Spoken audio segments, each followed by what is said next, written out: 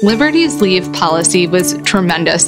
Having the ability to take 16 weeks off, fully paid to bond with my child, was an incredible experience. At Liberty Mutual, you can find a career that supports you at every step, even baby steps. We offer up to 16 weeks parental leave for new moms and dads. And because not everyone's pathway to parenthood looks the same, we offer robust fertility, surrogacy, and adoption benefits too.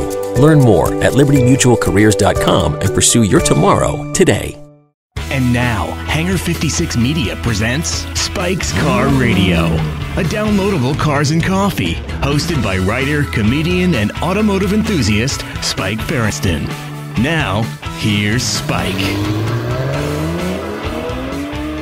Anyway, welcome to Spike's Car Radio. Hi, everybody. Happy Wednesday. I'm glad to be with you. Hope you're enjoying your drive. I hope you're enjoying your workshop. I see now you listeners listening in the car on your phones at home. I've seen myself on the Apple TV, the Spike's Car Radio. We're happy to be with you today. We've got a great show for you. Judd Apatow. A few days ago, I sat down with him. I'm a huge fan of his films, a huge fan of his writing. We chatted over Zoom. We're going to play that in a little bit. Zuckerman's here. We're going to discuss the new 992 Turbo S in a moment. But first, this watch, Zuckerman. Gorgeous. This Crown and Caliber watch, okay?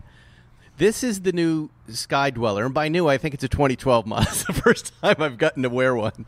It's the stainless steel with a blue dial.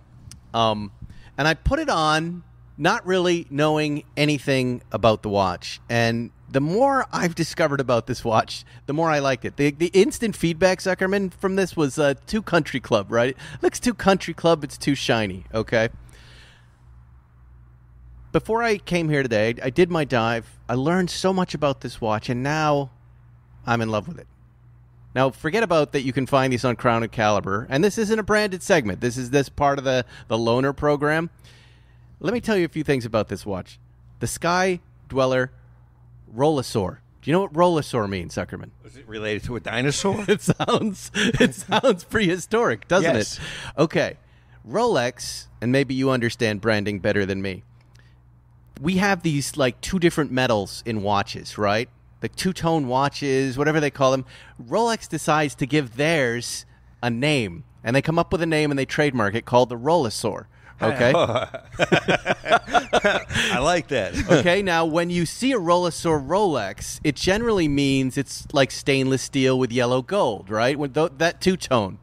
That's what we call two-tone, us idiots, because we don't know how to review watches. We're just enthusiasts of all of this stuff. We're not car reviewers either. We're enthusiasts like you. We just like this stuff. It's made of metal. And we're trying to learn. Exactly. Some kind of metal. Okay. You look at this one, though. Yes, I see. And it's the all different reflections. But it all looks the same, right? It all looks stainless steel. However, no. No, I can tell around the bezel. The bezel is white gold, Oh. making it a Rollosaur. Now, the bezel... Is it S-A-U-R like dinosaur or S-O-R-E like No. my back hurts? That would be really weird. It's like Rolex, R-O-L-E, and S-O-R. Rollosaur. But no S-O-R-E, what like kind a of metal? Rollosaur. What kind like of metal is S-O-R? This is a made-up word. It's very close to Rolex, Rollosaur. I don't know. I'm sure someone will post it when we post the show on Instagram. They'll say, here's what it is. You dopes. Watch nerds, you can tell us. We want to know.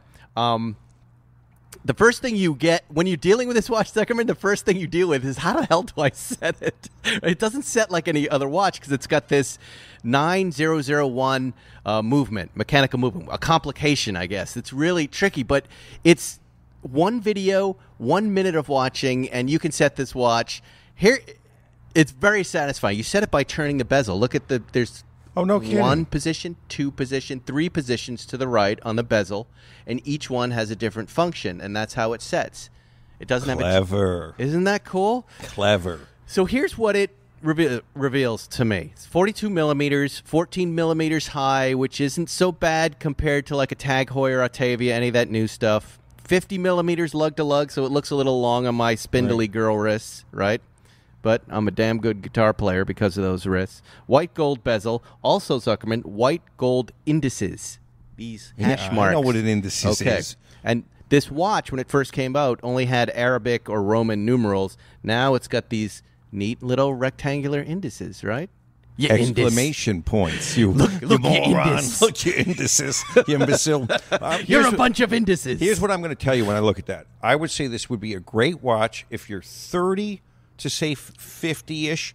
If you are a sportsman, if you are the kind of guy that likes golfing, yachting, or that kind of lifestyle, this watch will look great on you with that blue. Okay. That's my opinion. Okay, well, I'm not done describing it, though.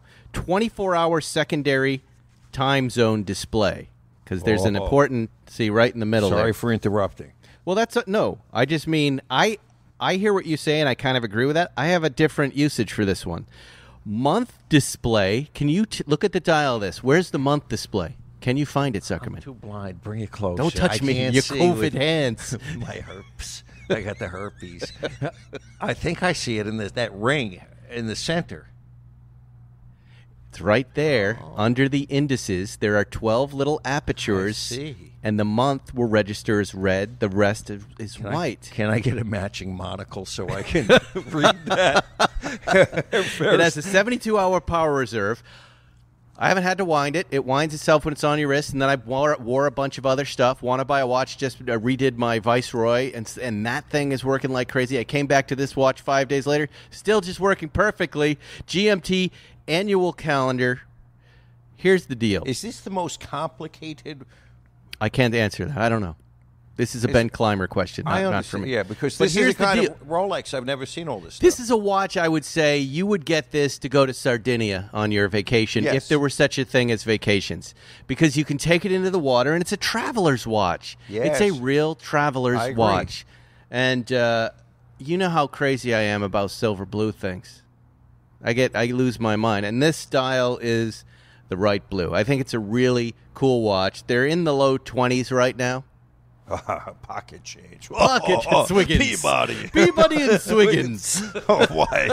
Well, Peabody, let's get 6 then. Yes. Just a mere rounding error in my life. Tell you what, Swiggins, let's take some of that government money we just got and spend it all on Yes. watches. Peabody. Clever. Clever Peabody. So am I Peabody? Is that how it I don't works? know, Or it doesn't but matter. I just think Peabody's terrific. Anyways, I dig this watch. Thank you, Crown and Caliber. And you know, it was fun. It's been a fun experience learning about a new kind of watch. And I'll be honest with you, I didn't really like it in the beginning. I didn't care for it. And then when I took a moment to kind of study it and wear it and learn it, now I have a true appreciation for it, and that's coming from my enjoyment of it, and who cares what everybody else thinks. But yeah, it's very country club. It's very expensive. But isn't that the fun of wearing these loaners, right? I like it. It's cool. I like it now. I like it better. We got something better. What do we got? Something better for you. What do you got? Porsche sent me the 992 Turbo S. Zuckerman took it out for a spin the other day. We're going to discuss it. You know, when you get one of these press cars, not every manufacturer hands you documentation or history or anything else, but Porsche does. They sent me, look what they sent. The history of the 911 Turbo, Zuckerman. Really? Which was fun just to read through, all right? Did they email it to you? Would you please forward that to me? Yeah, I can send it to you. But I thought I'd go through some of it right now, just as we approach this car and as we're about to discuss it, to kind of have some context in the history. So the 911 Turbo was debuted at the Paris Motor Show in 1974, Zuckerman. Yes, sir. Where they presented a high-performance sports car that set new benchmarks in terms of power and luxury, the 911 Turbo 3.0.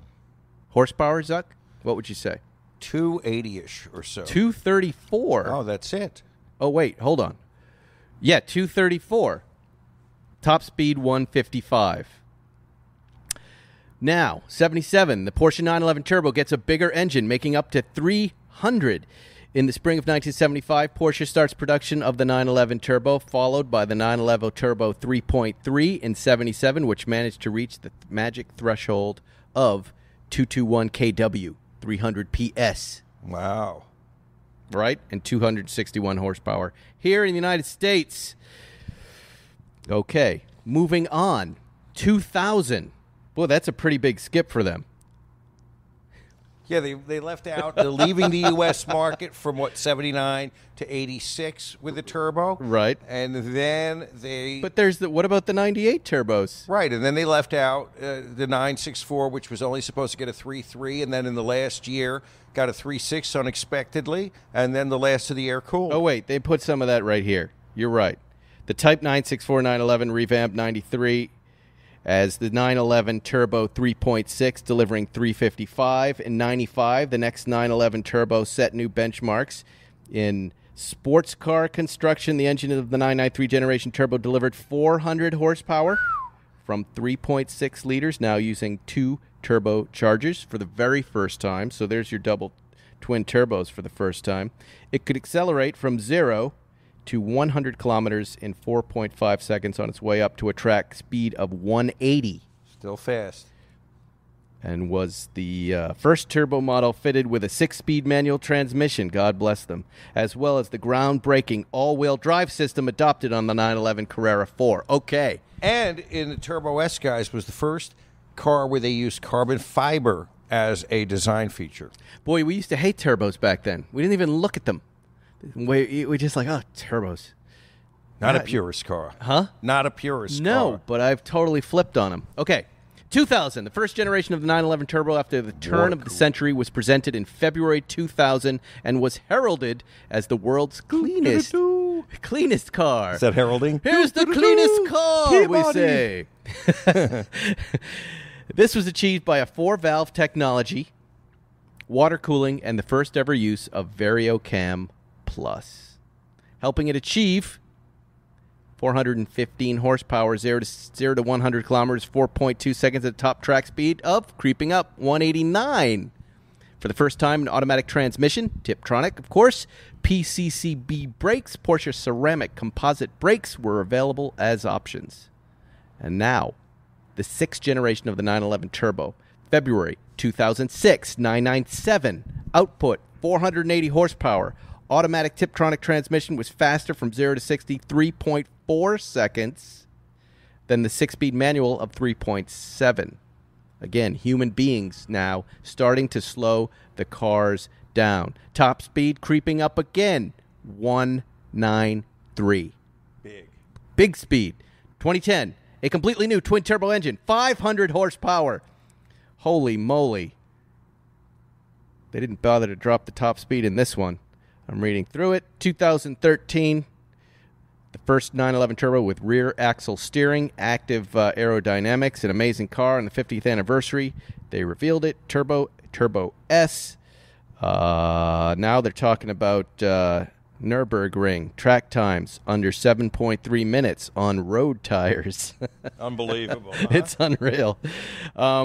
Meanwhile, engine developments were paired with a new PTM all-wheel drive system, turbocharged 3.8-liter 6, 560 horsepower on the S, 520 on the 911 Turbo. Turbo model reached 60 miles per hour in under 3 seconds. So there's our first. It really, talk about the speed with which they developed this technology, how quickly it advances to the current state of the art. Yes, and by the way, it just illustrates why we love this company. They're taking this thing and refining it and making it better and making it faster, right? They never sleep on their laurels. Okay, let's flash forward today, ladies and gentlemen, my friends. We have just been driving the 2021 911 Turbo S Coupe. They're also putting out a 911 Turbo S Cab, but this Guards Red, Zuckerman's favorite color, boys in their 20s favorite color, has been in our hands, this 992, and we have been driving it. First, some stats, Zuckerman. The 911 flagship has 60 more horsepower than the previous Turbo. 2 VTG turbochargers help the 3.8-liter Boxer deliver 640 horsepower. Vag turbocharged. The torque has increased by 37 pound-foot. So more torque, more horse, improved speed. Acceleration, the sprint to 0 to 60, 2.6 seconds. Top track speed up again, 205, and accelerates from 0 to 124 in just 8.9 seconds, taking a full second off its predecessor's time. So it's faster. It's a little wider. It's got different tires. It's got enhanced Porsche ceramic composite brakes that have grown. It's sportier in character. I would agree with that. It looks beautiful. Active aerodynamics that are fun to watch go up and down and in and out. And for the first time, Zuckerman, new lightweight and noise-insulated glass. Really? How about that? How about that? What is noise-insulated glass? God, well, you know, they're saying it's lighter glass and it keeps the sound out. I can tell you it works because I had the window down in that car and I had the window up. And I did 2 drives, and I heard something spectacular. We'll talk about our driving experience, but whatever they have in there, when I started listening to this engine, I fell in love. Let me see if I left anything out. 8-speed transmission, 8. I haven't seen an 8 on the dial. It'll probably be 12.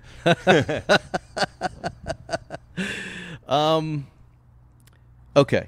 That's pretty much it. That's all you need to know. You guys can Google the rest. There's a lot of marketing here that I don't want to go through. But let's talk about how the car drives. Okay, so Zuckerman, isn't that an unbelievable picture I sent you? Yeah. Zuckerman, yesterday, there are 2 moments in this car I remember. Okay, 3. First of all, when we brought it out to Bill's, how the under 30 crowd went bonkers for it. Bonkers. In Guards Red. How it was instantly surrounded. I brought it out the next day. They came back. This is your audience for Guards Red, these kids, but they knew so much about this car and they were so excited. I heard one kid from the porch at Bill's yell, "Daddy, Daddy, the new turbo's here!" And I was like, boy, I can't believe the level of excitement. over this car. I don't think in the 991 they had that level of excitement. This is new, right? This is new. I don't know. So that's one moment. I'm going to say there are 4 moments now that stand out. Then on the way out the other day, I gave you the keys, and I was driving in the 964 RS, which I will comment on later. And I got to look at the exterior styling of the car, and it is badass looking. I saw it in motion, and I saw it off the front of my fender, from the passenger side fender, and it's tough. It's mean looking, right? And you don't notice it when you're in it, but that is a cool looking exterior design. I think that they got that because some people, not me, but some people have said that the 992 has some design things that I won't call them flaws, but some taste issues they don't like with the front and back end. The back end is something we've criticized but before. This car really does. Yeah. It hits its mark in the looks. Right. I don't know that Guards Red is my favorite, as you know, but still I could see the beauty of the exterior design. Now, number 3. The boys and I took it up. They're in love with this thing. So we took it up after doing a drive. I came back and picked them up. We just drove up and down the 405, and we put those lightweight windows up. And I heard the engine for the first time. Really? Now, there is a unique engine sound. I'm going to admit right now I can't explain what it is. Can you make the sound, though? No, but I can describe it as I am a wordsmith. Okay, so did you notice this? But when you have the sound up and you accelerate, and I think this has a motor sound package, which, by the way, I think this is the first time a turbo has a motor sound package offered, there is the sound of like 2 distinct sides of an engine at the same time that I told you sounded like the equivalent of a 12-string guitar, sounding like 2 guitars at once. And they're both just, one side is just slightly off pitch than the other, and it makes for the coolest new sound I've heard come out of a turbo. Would you play that 12-string guitar for me again? Definitely. Yeah, yes, we'll play some Zepp. I just saw your hand movement was fantastic. Oh, there's a guitar revival going on in my house. James, my 10-year-old, is playing, and now we're out. It's on, man. Every day. We jam. It's fun. Okay, lastly, yesterday, after the boys were done with their school, we blasted out to Bill's for a quick lunch, and they asked for launch control, which, as you know, is difficult within the city limits. However, Temescal Canyon. It's Temescal Canyon right there. Okay. Right. Heading up to Sunset, we pulled over, and after a minute, It was completely empty. Both sides, no one there, no parked cars, no people. So we did a launch control that we will never forget. We only rode out, I think we got up to the bottom of third gear. We did not break speed limits, but I'm not sure because my eyeballs were vibrating so much. Did you soil your panties? Everything was blurry. Now, I've only had a launch control once before like this, and it was the Tesla Model S in ludicrous mode, where your eyes strobe so much you can't see. You have a seizure. You have a little bit of a seizure. It was awesome, Zuckerman. I can only imagine that this 2.6 they're talking about is a little high. I can't back that up, but I'm sure my friends at Car and Driver or Motor Trend are going to be doing some real testing. My guess is 2.4. 2.4. Didn't I hear somebody say it was under 2? Did we hear a quote from a car guy that it was under 2? That is not possible. I didn't think it was possible either, but we heard that from somebody. It's blindingly fast. It reminds me of the Taycan takeoff, the Taycan Turbo S takeoff. It was really great because you have those 4 tires grabbing the road, and now the kids want to aim a GoPro at their mom and put her in the passenger seat and surprise her, which I think is a funny idea, but she'll kill me if I do that. It's spectacular, Zuckerman. I was excited by it. It was really interesting to come out of the 964, which is such a visceral, small driving car, and then to get in this car. The DNA is really obvious. It's really apparent. Obviously, it's a bigger car. It's a much more powerful car. But it is a smooth package. I liked it better on the PCH than on Sunset. It really was hitting it for me on the PCH, and it's instantaneous. The speed in that car, the ability to just slice through traffic. Yeah. Hot knife through butter. No tickets for either of us either. Matt Farah, instant ticket. Johnny Lieberman, instant ticket. Thus far, I've been safe. I know you didn't get pulled over. You said it right, though. It's the smoothness of this car. This is one of those. Now everybody, there are folks listening who go, but you guys don't buy those. Not necessarily. Jerry has a couple. And we are GT guys, and we're looking forward to it. But we're talking about this car because it's so usable. The usability of this car, and I feel like it has a bit of a track component now added to it. It's just a huge win with the adjustable suspension for sure. And available torque now everywhere. Right. If I was the kind of guy that was constantly in traffic, constantly commuting, I would take this over a GT car for that. Absolutely. That use. Yeah, and the only test I can't really do lifestyle wise is running around to meetings because there are no meetings anymore. I'm just driving to Bill's and driving to the supermarket because we're still shut down here. So. That's where I think it's really going to be a champ, that you take this car out to work all week and you're comfortable and it's quiet, and then you can destroy anything on the road anywhere or probably on the track as well. I would definitely go for the cabriolet version of this. I would take it to that extreme. You definitely could go to the track with the Turbo S. I wouldn't do that necessarily in a cabriolet, but if for lifestyle, the cabriolet in this package has to be incredible. Yeah. No, I agree. That's a great Ellen DeGeneres choice, I would say. Can't you just see her? It seems like that's like the ultimate kind of What are you saying, Ferguson? I don't know. It's like if I would get a turbo cab if I were like this super famous media person. Aren't you? No, not at all. Just, because it's the perfect everything sports car. And if you weren't really a car guy, you'd get the cab. Like, I remember Chris Rock was driving one of those too. And I'm like, that's a really cool choice. It's like, you may not be a Porsche guy, but you've got everything you need. You can put the top down. You can blow off everybody. You can go to your meetings in it, and it's fine. It's such a win. It's expensive. Absolutely. 205 is where they start. Big bucks. Big mega bucks. I have to, going back to the kids. Yeah. Their love for the red in this car really surprised me. And sure, they're young guys, but there was a time 10 years ago, younger guys would not have looked at a red car, not even a few years ago. Right. This was something where it was fresh, where they're appreciating color as opposed to just purely wanting black, silver, or white? It is a vibrant car community here in Los Angeles. Anybody who tells you that the kids, the cars are dying, the old men are dying, and nobody's, you're full of shit. The weirdest thing was the guy that came in the chalk 991 that parked next to the Turbo S and then revved his engine over think that and over. Was the dad of the kid who said, "Daddy, Daddy, the new Turbo S is here." I'm pretty sure that was his dad. Okay, why was he revving his engine, though? He, well, you know. Why? He was not behaving. You're saying he got excited?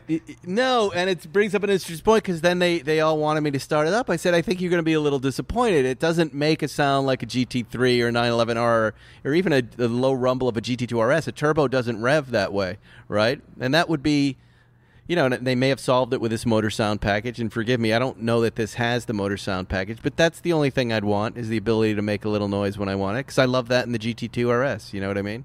But boy, that launch control is worth the price of admission. How do you do it? Huh? How do you do the launch control? And it was effortless. It was so easy. Sport Plus, brake, rev to 6, let go of brake. Boom. Lightning, Zuckerman. We'll have to do it before we give the car back. You'll enjoy it. It's pretty great. And very controllable, you know. It just that car just handles so well. At no moment, except for the fact that everything was blurry, did I feel this thing was out of control. But I didn't ride it up past third gear, so, you know, we are on city streets, and I want to at least try to obey the rules. Street schmeats. In any case, okay. Now, the other funny thing was Zuckerman brings his Guards Red 964, and for pretty much most of the ride, I'm like, this is the best driving 964 I've ever driven. It's fast. It handles well. It turns great. I can't believe a stock 964 drives like this. And I pull up next to him and I go, is this a stock 96? Or is this feels like an RS? He goes, dummy. Yeah. You're driving. You moron. You moron. You're driving a 964 RS. That car's outstanding. Absolutely. That's a 92, right? It's a 92, and it's the touring version of the 964 RS, of which there were very few. So in the garage here, what you were confused about is I have a 93 Guards Red C2 that I've had forever. And it's a much softer kind of a car. Still pretty good. But the 964 RS really dials it up. And it doesn't go all the way because the vast majority of 964 RSs are called the basic. Some people call them lightweights, but they're really called the basic. They don't have air conditioning, radio, door handles. They have the carbon fiber buckets. The Touring has power windows, radio, AC, and it has those sport seats that are upholstered like 959 seats with a multicolored panel. So it's a really comfortable version of a 964 RS. It really should have been called maybe the 964S. I don't know. That really is the best handling 964 I've ever driven. It wasn't too extreme. It wasn't too entry level. Do you know what I mean? It just felt balanced and fun and fast. Well, a lot of people don't understand what it is. But I got to experience it without knowing what it was, and I noticed. Do you see? I noticed the things. I didn't project the things knowing that I was driving an RS model. I was feeling it in the car. Yeah. But what a winner that car is. Well, thank you. Except for the red. The red is fantastic. No, I like it. It's fine. It's like sitting in a cow's vagina. Oh, Ferriston. No. I thought you said a bucket of blood. A bucket of blood? Zuckerman blood. Zuckerman blood. No, when I see that there's an audience for the car, these young men that like this car, I'm cool with it. My kids like it too. They think it's all right. But the RS. The red. Right. No, the driving is outstanding. Like, how do you not get one of these? Can these be brought in now without any sort of problem? Yes, but you won't. There were only 76 Tourings made. They were not. It was not a popular option. Wow. Everybody wanted the more hardcore car, and the hardcore car, it is an incredible driver, but it's not very useful because it is such a hard, stiff suspension. It is not comfortable. You don't have AC. You don't have radio. The Touring package is a much better way to go. Don't you have a black one too? I'm looking at it right over there. So there are two right there. Yes. We'll have to do a drive, both Yes. of those at the same time. That's interesting. Yeah. Yeah, those cars You'll are... notice a difference. I will. Oh, you will. And the 964 Basic is a much lighter car. You'll hear it. You'll feel it. It's much more like driving a Budweiser can with an engine. Well. Yeah, you'll like it. That's that car right Yes. there. Well, this is good, Zuckerman. We've had a nice chat. A few days ago, I spoke to Judd Apatow. Are you a Judd Apatow fan? I am, of course. Made some It's great brilliant. movies. He's got a brand new movie out right now that's going to be released in 2 days that we're going to talk about with Pete Davidson. You know Pete Davidson, Yeah. the comedian. And Is he a controversial figure, Pete? we get into all of it in this interview. We get into all of it. Does he like Pete? Of course, yeah. We get into his because that's, I think, where I began the interview. I said I've been curious about two things, and you opened up these two worlds. One, what the hell is Staten Island? I lived in New York for 10 years, but I never really got over there for a lot of different reasons, and I don't quite understand it. It's its own little ecosystem. But he opens up that world in this film, and this Pete Davidson character, who I see on television and who's hilarious, and then I see him in the tabloids, and I'm not sure what to make of it all. All of it is in this interview. I hope you guys enjoy it. Well, thank you so much for coming on. I've been wanting to have you on this podcast since I began podcasting. You may not know this. I know we talk when we see each other, but I'm a huge Judd Apatow fan. Thank you. I love your movies. They've resonated with me in amazing ways, in amazing moments, which I'll get into. I watched The King of Staten Island last night. Thank you for sending me that. Excellent. You were one of the first. I love seeing my name on the screen. It says Spike Ferguson. I think that'll be the closest I ever get to being in one of your films. But boy, my wife and I were excited to see that. The movie is really wonderful, and I don't say that lightly. I don't watch a lot of the movies sent to me. I made this. I made it. Well, I jumped through them. Yes. But I made this a special night with Erica and I because we love watching your films together, and it's really great. It really is great, and it answered two really important questions that I've been wondering about. One, what's going on with Pete Davidson? I see him on Saturday Night Live. He's wonderfully funny. He's such an interesting character, and then you read about him in the press. And two, what the hell goes on in Staten Island? And you brought us into both worlds. We had so much fun. We had so many laughs, and you explained so much of both Pete Davidson as a person, as a comic, as an actor, and really these Staten Island characters that are done so well. I'm curious about process. Like after watching this and thinking about it for the last 24 hours, where does this start with you? Are you watching Pete Davidson and do you call him up and go, hey, is there something you want to make? How did this movie begin? Well, he did a cameo in Trainwreck. Amy said, this guy is so funny. He's only 20 years old. It makes no sense. And we gave him a cameo, and then afterwards Bill just enjoyed him so much that he called Lorne Michaels and said, you should put this guy on Saturday Night Live. And that's how he got cast on the show, was from 40 minutes of improvising with Bill.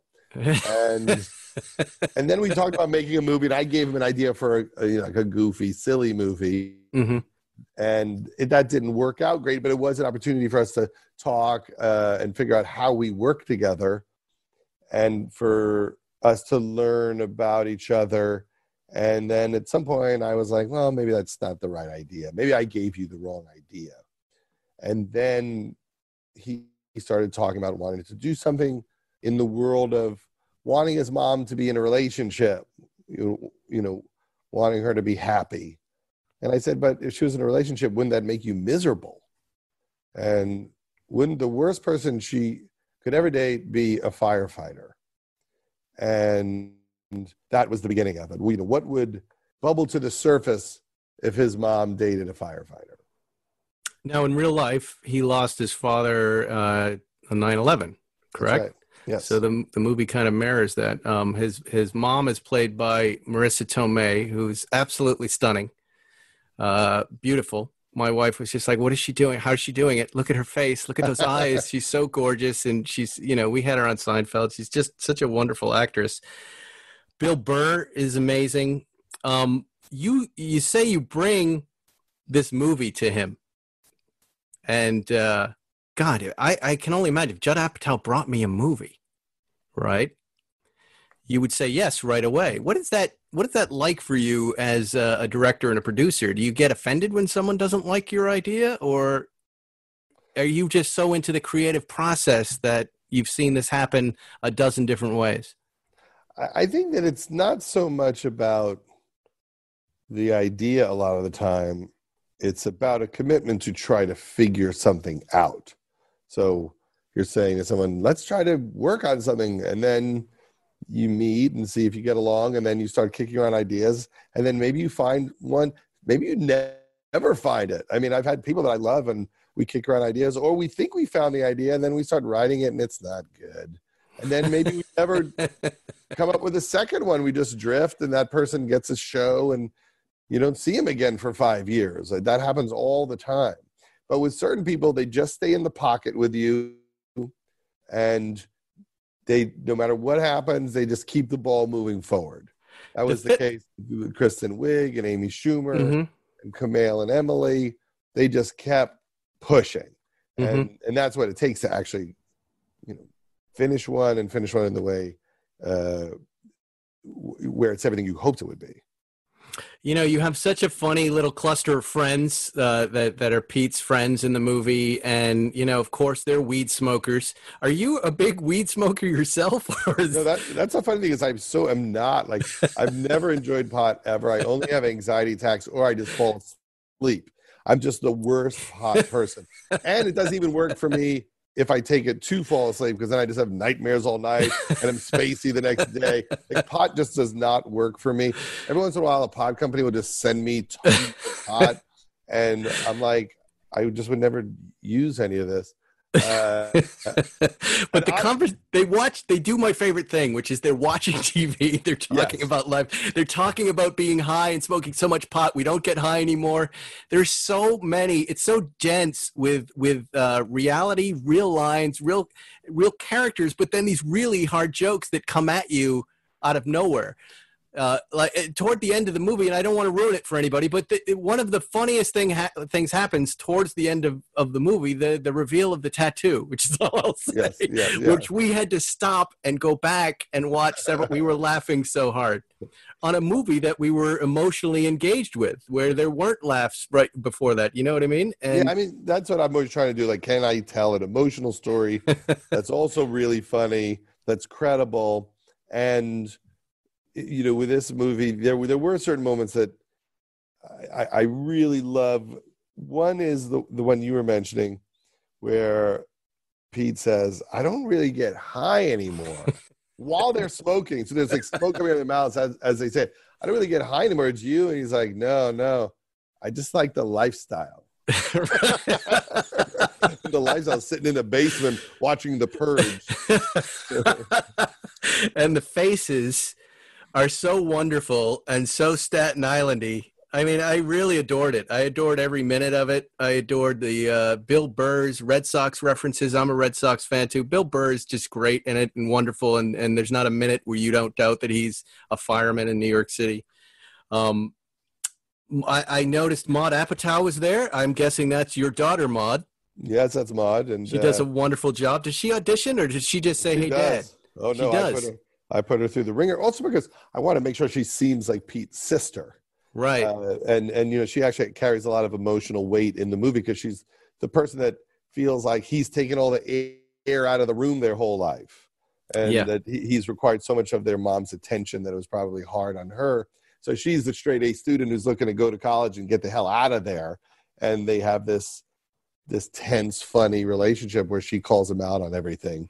So I definitely put her through the ringer and made her do a lot of rehearsals with Pete, and wanted to make sure it felt exactly right. And they're she's so good together. she's wonderful, and in a lot of ways, she was us on the couch watching Pete. Exactly. She's saying what we're thinking. Yes. And it's really great to see her there. Does your wife then go, hey, are you going to put me in, Judd? What about me, Leslie Mann, one of the funniest actresses on the planet? Is there room for me here? Well, there's always other things that we're thinking about or working on. I think with this one, we're not from Staten Island, so it wasn't like This Is 40 for us. But with everything I do, I'm always looking to see, who might be fun to work with from my family or from the group of people I like to work with. I worked with Iris for 3 years on Love. My other daughter, Iris, played Aria, the spoiled child star on Love, and she was so funny. So I'm always looking for opportunities because they're so good, and we've enjoyed it. And now that I'm older, and we have this canon of work we've done together, I'm really proud of it. When I look back at Knocked Up or This Is 40 or Funny People, I never watch it and think, I wish other people were in it. No, I know what you mean. It captures a time in your life and a time in your kids and your family's life. Amazing that you're that type of dad and husband that puts this together. You're the next big Hollywood dynasty starting I'm here. I'm like Dan Levy. It's like Dan's got to work with Eugene. That's how it works these days. I love it. As I was listening to the fireman dialogue, is that something you kind of immersed yourself in, the New York firefighter scene, to get some of those conversations down, or is that something you just wrote down to the best of your ability? We spent some time with firefighters in New York, but what we did was we hired a lot of firefighters who also act to play the firefighters. So about half of the firefighters in those scenes are current firefighters. And also, not Steve Buscemi, I'm guessing. Steve, not currently, but when he was a kid, not a kid, but when he was in his 20s, he was a firefighter for 4 years in Brooklyn and stayed very close to that community. Wow. And John Sorrentino, who plays one of the firefighters, was Pete Davidson's dad's best friend. And he was an advisor and a fireman in the movie. This way, I thought, anytime I'm doing anything for the movie, I could just turn to any of them and go, is this bullshit? Am I doing this wrong? All right, you guys are eating dinner. What are you talking about? And, someone would say, we'd probably be going over what happened at the last call, but also busting balls. Mm-hmm. And that's how it would go. And would they really fire fire hoses inside the firehouse at each other? The funny thing we learned is that firefighters think they're funny. And they're not really that funny. They have a very sweet, gentle sense of humor where they'll talk about putting, flour, in a cabinet. So when someone opened it, it fell on their face. And they talk about it like they just made the greatest comedy of all time. Right. They do these very simple, corny pranks, and they love them so much. They're always dropping water on people's heads walking by. And there's a lot of that kind of thing. It's very sweet. So we put that in the movie. It looked like you were leaving room for the actors to improvise a lot too, especially Bill Burr. Bill Burr looked like he would score and everybody would laugh for real. Yes. Is that how you should? Yeah. How does that work? It's very hard to show friendship in a movie, and one of the main ways you can show friendship is by finding a way to have there be genuine laughter. So if I write a great Bill Burr joke and everyone's got to do their fake laugh, it's very different than if Bill Burr surprised you and actually busts you up. So in most cases, we have a script, but we have an awareness that they're going to drift. Mm-hmm. And in that drift, sometimes you get a great dramatic moment that's just more truthful. And other times, someone will just actually make somebody laugh. There's a funny run where they're all talking about cocaine. And Bill Burr says to Steve Buscemi, your face is on a nickel in Bolivia. Right, that's the moment. And it just surprises Steve. And he really cracks up. And so it doesn't feel like a soap opera or something. Yeah, no, I saw that for sure. Now, let's go back to quarantine here. Was this movie destined to be released in theaters? As I recall, I thought I saw your Twitter feed where you said it was going to be at South by Southwest. Yes, we also had to go to South by Southwest and open the festival, and then we were going to do a big benefit at Tribeca in New York. But the pandemic hit that week, and then we didn't even talk about the release for months. We just thought, well, it'll see the light of day at some point, and no one really knew how anything would work. Mm-hmm. And we finally started having some conversations with Universal about the option of video on demand.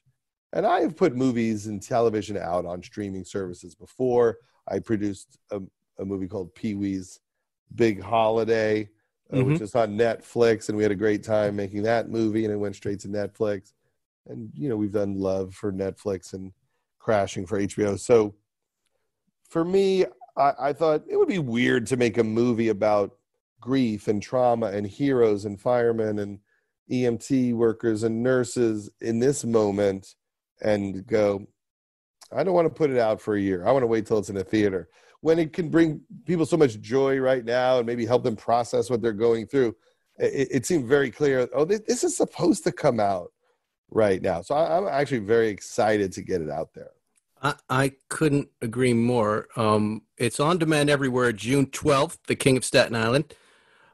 You're going to be able to rent it on Prime Video, Apple TV, Xfinity, Vudu, Google Play, Fandango Now. Didn't even know that existed. YouTube, Verizon, Microsoft, DirecTV, Cox. It's everywhere. PlayStation. It's on Look at BBC, America, Shudder. Wherever the Hallmark channel's going to have it. It's on the Cooking Channel, Weather Channel. You can't avoid it. Will it be on my Wi-Fi toaster? You're going to turn on your Apple Watch and it will already be playing. And last night, this show is now going to be posted 2 days before your premiere, but I watched this in the middle of what's going on in the United States and the protesters and the looters and the white supremacists and that mess. And I can't tell you how grateful I was for 2 hours of entertainment, 2 hours of immersing myself in someone else's life and, your wonderful script, your directing. It has a real purity and a clear, organic look. I mean, it looks almost like real life at times. And again, I felt immersed in the same way. This will be odd, but in the same way I was taken away in Game of Thrones to a different world of characters in a different place. I was in this new place, Staten Island, and I with their own Yankee team that I didn't know. I lived in New York for 10 years. I didn't know there was a Staten Island Yankee team. That's the AAA ball. And I loved it. I really loved it. Let me talk to you about a couple other things. I've been watching kind of from afar, and I brought it up a couple times on the podcast, how much I admire your getting into stand-up late in life. I know you started off as a stand-up, but there came to be a time and period, unless I'm wrong, where you stopped doing that and you were making movies and then came back to it. What was that, maybe 4 years ago, 5 years ago? I started again when I was working on Trainwreck with Amy, because Amy would leave to go do these concerts, and she was always performing at the Comedy Cellar, and she would tell me about it. And that part of me that loved it so much when I was a kid just started bubbling up. And so we were in New York working, and I said, Amy, I'm going to go on at the Comedy Cellar just so you could see what it was like when I did it, just to make you laugh. And she was like, really amused, because she thought I would just bomb, right? She was sure it would be a nightmare for me, which is what she had hoped for. But I just wound up going on stage and telling a couple of stories that I had told on talk shows, things that seemed to be no-brainers. And for some reason, I wasn't nervous. I'm not sure why, mainly because I just thought it would be funny if I did bomb. So I wasn't like in a mode of I need to do well. Well, I just happened to do well randomly, and then the owners and Esty, the booker, said, hey, you come in whenever you want. Now, no comedy club was ever that nice to me when I did stand-up, so I decided to take them up on it. So every night of the entire Trainwreck shoot, I went to the Comedy Cellar at night after we wrapped. Wow. And I would do a set, and then we started working on the Pete Holmes show Crashing for HBO, which took place at the Comedy Cellar. And I got really into it till I did a Netflix stand-up special that's up there called The Return. If you seek more content for your queue. And I've had the best time. But mainly, I felt for a long time that I was spending too much time just alone in a room writing or hanging out with my editor. And I felt very distant from comedy. I knew there were clubs and comedians, but I wouldn't really go to the clubs. I didn't know who anyone was. And I felt pretty out of it. Mm-hmm. And just by doing stand-up and re-immersing, I feel like it's helped everything that I do. And I've met so many great friends, and it's all been great. Wow. It takes a lot of courage because, you're Judd Apatow. That means something to the comedy world.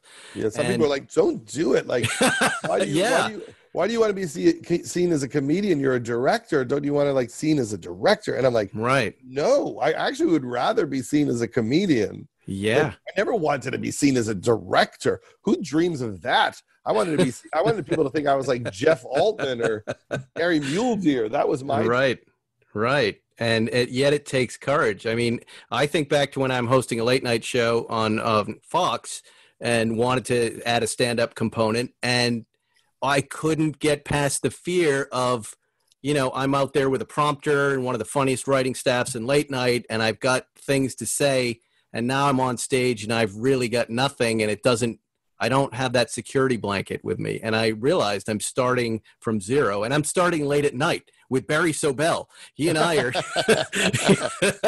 our old friend Barry. We're just hitting clubs at midnight, and I've got a baby and a 2-year-old. And I was like, I don't think I can do this right now. And I watched you do it, and I had nothing but, admiration for you just facing that fear and saying, fuck it, and going out there, because you're right. There's that immediacy. It's you and a microphone. You can say whatever you want to the audience, and no one's going to mess with it. You're not going to get any notes. Do you even get notes at this point, Judd? I get canceled. I get less notes, but canceled just as often. Do you ever go in and pitch an idea and have them say, forget it? No. Oh, yeah, absolutely. I mean, I pitched Crashing to Netflix, and Netflix said no, and it went to HBO, and I pitched Love to HBO, and they said no, and I did it at Netflix. So it isn't like everyone opens the door wide. I think they do have a general sense like, you made a bunch of stuff that all seems kind of solid. I don't think you're going to make anything that's going to ruin us. Your worst things will be noble failures. So that is helpful, that people just go, oh, he knows how to make things. And then every once in a while, something captures people's imaginations. I can't even comprehend them saying no to you in a room. I mean, the marketing. I'll send you a video next time it happens. Oh, I have my own videos. I have a couple from last week. Yes. One of the movies you made, Knocked Up, that I spoke about earlier, it was such a special night because I was with my neighbor. We both had our wives who were pregnant. It was my first child. And boy, it was one of those memorable nights in my life. When I think back to Hollywood and the fun, I think about that night often because the movie is made for me, it feels like. And my wife and my friends, we're in this now. They're pregnant, and what a bullseye. It really, it's one of, I would say, the top 5 film experiences I've ever had. Wow. Well, just because it resonates with a moment of my life so directly, and it's so honest, and there's so many of the books and the concern of the wife, all these things, you just nail those details. Those when all that's going down, you don't know what to do except take notes. Right. It's so stressful, and it's such a change of life, and especially for me, I was so in over my head, and I just thought, this is all so hard and weird and funny and delightful and crazy, that I remember making notes that, there's a sequence in the movie where the doctor doesn't show up. He leaves town when it's time to deliver the baby, which is what happened to us. And while it was happening, I just took out a notebook and I started making notes because everything that happened that night was so crazy. I couldn't even believe it. Wait a second. So you're not in town? Like, we're having a baby? You've gone to San Francisco to a bar mitzvah? You didn't tell me? That's so good. And there's nothing you can do but say, I guess it's father. What you're saying right now is what we did on Seinfeld. Did you ever want to write on a show like that or any of the big sitcoms? Were you ever trying to like break into one of those shows? Because what you just said is how Larry David taught us to write. That's how he taught us to write from. He goes, don't come in and tell me some idea you wrote last night. I want to know the strange things that have happened to you and what you wanted to do. Maybe you didn't do it, but what you wanted to do, or that strange thing someone says at a cocktail party to you, or that.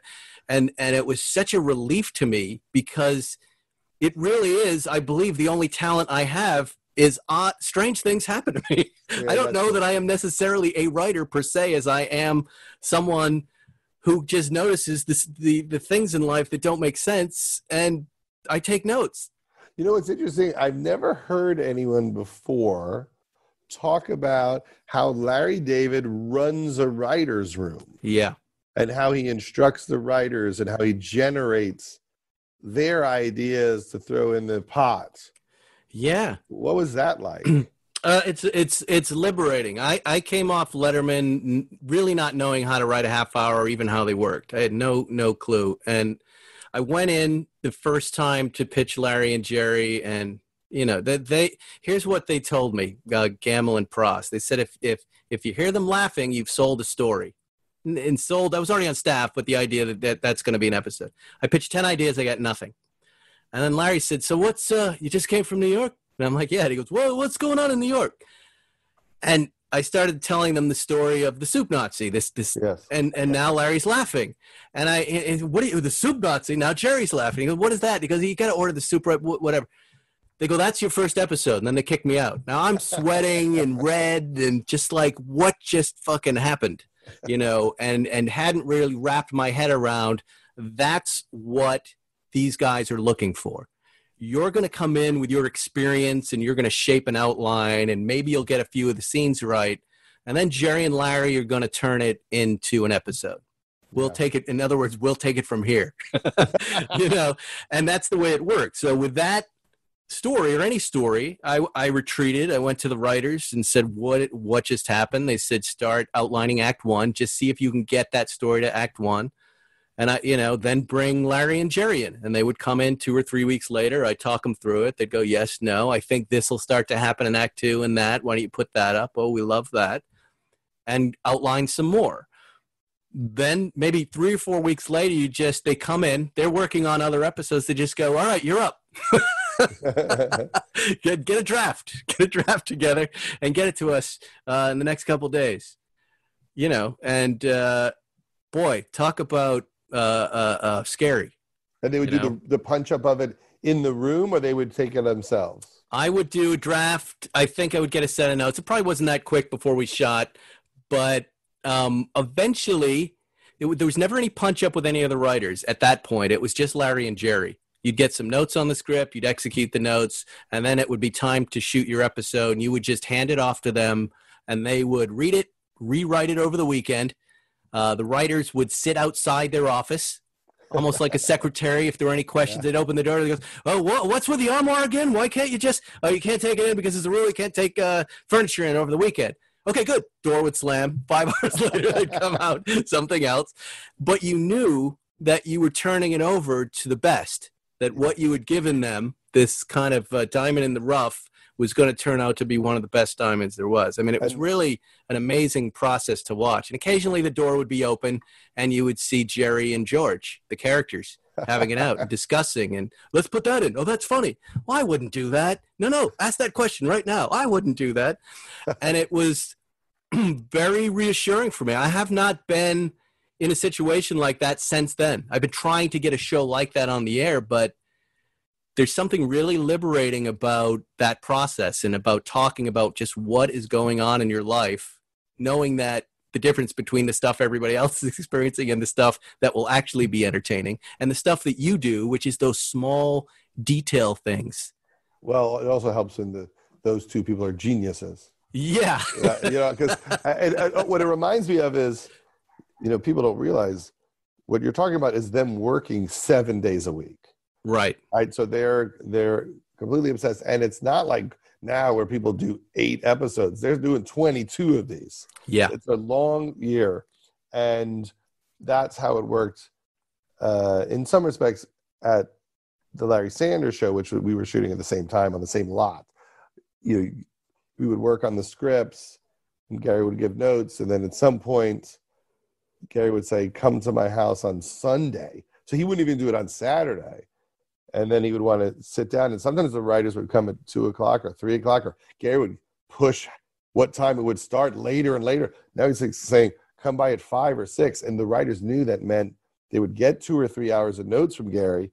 And then he would say, "Execute the notes." Right. He wouldn't do the notes. He'd write a lot of notes and give you a lot of jokes and tell you what was wrong. And then you'd have to stay up till 4 a.m. doing it for the table read on Monday. And then you inevitably wouldn't get it all right. And Gary would be annoyed at the table read that it wasn't exactly what he was trying to explain to you. So there was a little more of that frustration. How come you didn't make it perfect? Right. And when I finally was co-running the show with Adam Resnick the last season, I just said to Gary, "Can we do it more like you're describing? Like, can I just pull you into a room and get you to do this rewrite with me?" Yeah. And that didn't happen all the time, but it was always easier. And I said, "Gary, isn't it fun just me and you doing it, as opposed to us working hard and then you being irritated that we didn't do it right? Like, it's faster to just sit with me, and you're funnier than us. So let's just jump to the chase here." And it's, when you're disappointing someone like Gary Shandling, or you're disappointing someone like Jerry Seinfeld, and you're just starting out as a writer, you sweat it out. You feel that. I remember Gary in our last season came into our writer's room. Yeah. He goes, "I want to write a scene with you guys." And it was the episode where George brings the book into the bathroom. And he and Jerry are arguing, and we didn't have a blow and out to the scene. And Gary, and we've been thinking about it. Gary walks in. He goes, "What are you doing?" He goes, "We need an ending to the scene." And he goes, "All right." He just goes like this for a second. He goes, "Okay, read me the scene." And he goes, "Okay, here it is." Just like this, he goes, "And may I ask what you bring into the bathroom?" He goes, "I don't bring anything into the bathroom." "Well, aren't you something?" It's those 3 lines came out, and they were perfection. And then he goes, "Bye." Now here we'd been slaving over this end for an hour. But that's the genius of these guys. Another moment I remember on that lot on CBS Radford, and I don't know if you were standing there for this, but Letterman came to visit or shoot something there in LA. And Letterman, Seinfeld, and Shandling all met in the front parking lot area there, stood arms folded in this weird, comedy titan triangle of power, and had a chat while their kind of number 2s and 3s were behind them. And it was this meeting of the 3 biggest comics in the world at that time in the late 90s. Yeah, and boy, we're like in Hollywood in the very late 70s or 80, 81. And there's all sorts of a hierarchy there, and tensions and things we don't quite know about. Yeah. I mean, Gary and Letterman definitely had, a funky kind of relationship that was hard to understand. You could maybe look at it just like, it's just like alpha guys, too many alpha guys in the same space. Yeah. That's exactly what it was. You're exactly right. I have this picture I keep on my desk here of Gary the last time I saw him out in Malibu. Oh, wow. That's we fantastic at that Malibu's country store.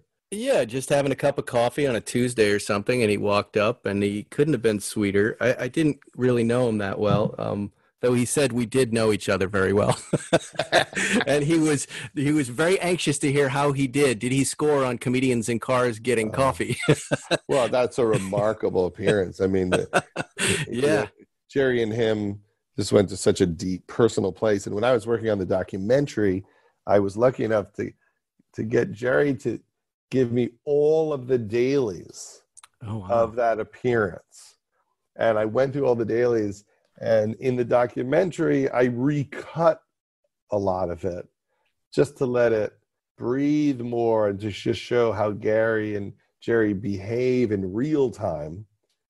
And there was just even more beautiful moments in there, especially now looking back, now that we've lost Gary. And they loved each other so much.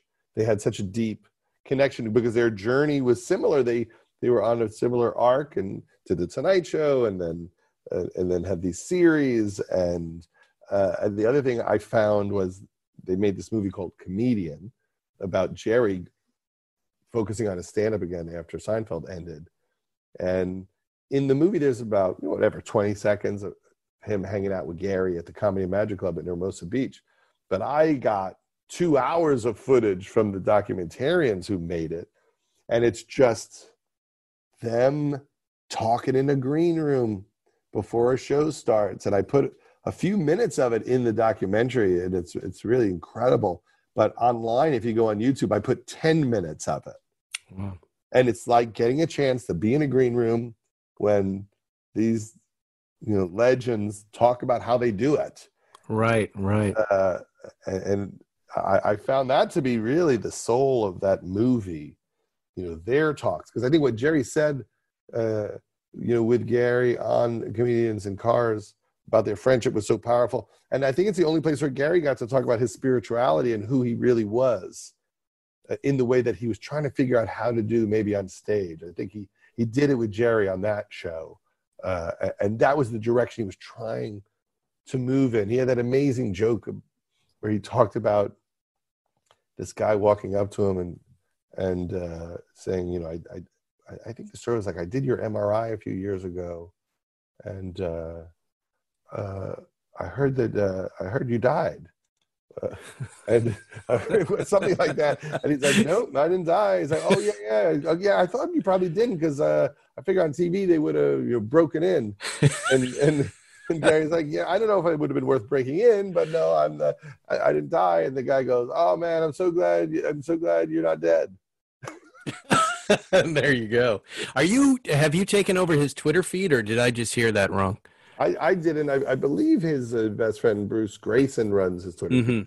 And we found 30 years of diaries and all these books of jokes. Oh, wow. So he occasionally puts things up for people to see. All right, before I let you go, I know, me, you are a late night eater.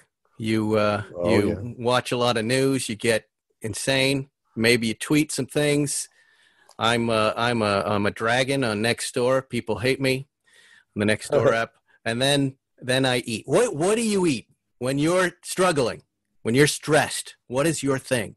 Last night I said, you know what? I can't do it tonight. I'm not going to pretend I can be good.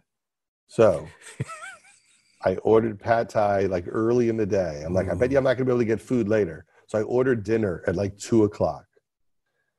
And then I ate a lot of that pad thai. And then my wife fell asleep. I went downstairs.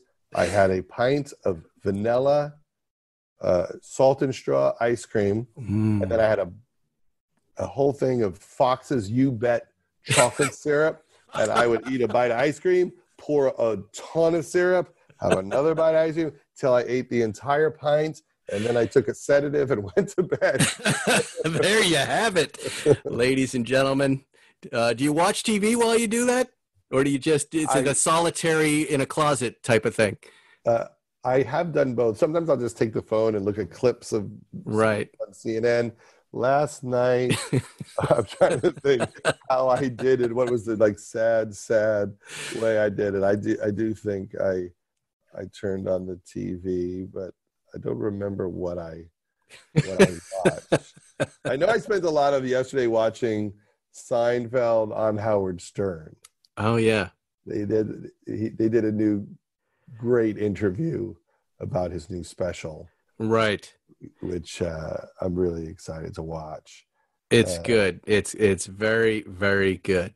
I have one small line in it that I don't even think Jerry remembers me giving him, but I've been watching that act for years and watching it get from small into big and beautiful. And when I watched it, even though I'd seen that act 10 times, there was still 25, 30% more stuff that was added since the last time I saw him, which was like 8 months ago. He's really a genius at putting that stuff together. But so are you, Judd Apatow. You like that? One of the great pleasures I had was I was one of the producers of his previous special, where he, punched up his act from the late 80s and performed it at the comic strip where he started. Right. and I watched all the shows, and he was masterful. It was so fun, and he had the best time. He killed so hard. But what was meaningful for me was I went to Caroline's in New York in 1984 when I was 16 or 17 to watch him do that set. Wow. And that's one of the reasons why I got into stand-up, was because of that set. Yeah. No, he works hard. The King of Staten Island is on demand everywhere in a couple of days, June 12th. Judd Apatow, thank you. Thank you for coming on. This has been a lifelong dream of mine, kind of like you, chasing those comedians when you were a kid. I really am a huge fan of your work and your movies and your writing. As a comedy writer myself, we all want to be Judd Apatow. We all want to be you. The only person who doesn't want to is me. Except during the ice cream binge. No, even during that. Congratulations on the movie. Yes, thank you, neighbor. We didn't even talk about our neighboring. We'll talk about we will. Next time. Next time, my friend. All right, so long. All right, see you, Spike. Well, there it is, Zuckerman. That was Judd Apatow. Interesting guy, right? Wow. Yeah, amazing. He's at the top of the pyramid for the comedy writers and directors. We all really do want to be him and have his money. Hey, Judd, give me your money. You don't give me need your money. You don't use right it now. right. I need to use it better. Yeah, no, it would be great. In any case, that's all we have for Spike's Car Radio. Next week, we've got an amazing show for you guys. Zuckerman booked it. I'm excited to be a part of it. Zuckerman, go ahead, promo it. Okay, I work with some fellows, ex-gang members in L.A., ex-Crips and Bloods from the 70s, 80s, that era, the really bad era. And we're going to have a special guy. His name is Charles Spratley, otherwise known as Bear, out on the street. And Bear is now in gang prevention and in reentry, long-time convicts coming back into society. He helps with reentry, and he's going to bring us his point of view about what's been going on during his lifetime and culminating in the past couple of weeks. And I think he brings a very, very interesting perspective. And he's such a great guy. I really adore him. Yeah, I can't wait. This is going to be fun. We'll record it Monday. That way we can talk about anything that's happened up until that moment. Well, that's it, my friends. Enjoy your week. Enjoy your weekend. We need a catchphrase. We could say it right here at this point. What should we say? Well, okay. I want to say that's all, folks, but that's stupid. Let's try it. Could you do that? Could you do the sound? That's all, folks. That's stupid. It was like, that's all, folks. That's stupid. All right, goodbye. Thanks for listening to Spike's Car Radio, brought to you by Hangar 56. Listen to new episodes every Wednesday, and be sure to subscribe on Apple Podcasts, Spotify, or wherever you get your favorite podcasts. Ever tried reading while jogging, cooking, or even juggling flaming torches? Yeah, it doesn't end well. But with audiobooks.com, you can conquer books without the circus act. Dive into over 450,000 titles, including more than 10,000 free ones. Get hooked on a bestseller, find your next obsession, or finally read that classic you've been avoiding since high school. And here's the inside scoop. Sign up today for a free 30-day trial and snag your first 3 audiobooks on the house. Sign up for your free trial at audiobooks.com/podcastfree today. That's audiobooks.com/podcastfree.